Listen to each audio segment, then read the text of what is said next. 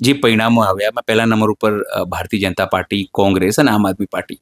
પણ આમ આદમી પાર્ટીએ જે રીતે દાવો કર્યો છે કે 500થી વધુ સીટો, આ તમામ વસ્તુઓ આવી છે, તો લાગે છે કે એ લોકો પોતાની જગ્યા બનાવતા દેખાઈ રહ્યા છે અહીંયા?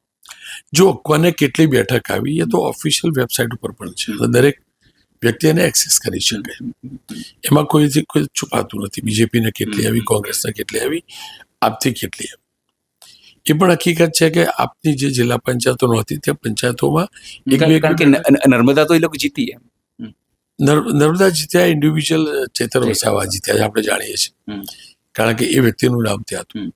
એક જિલ્લા પંચાયત જીત્યા છે, એ હકીકત છે. પણ એમના દાવા પ્રમાણેની બેઠકો નથી આવી, એ પણ હકીકત છે. અને દાવા પ્રમાણેની કોઈની નથી આવતી, એ પણ હકીકત છે.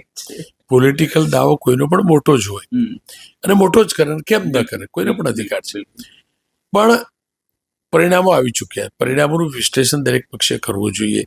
પક્ષના કોઈ નેતાના નિવેદનથી સ્થિતિ નથી બદલાતી, એ પહેલાના નિવેદનથી બદલાય. પરિણામ આવી ગયા કોઈ પણ વ્યક્તિ માટે.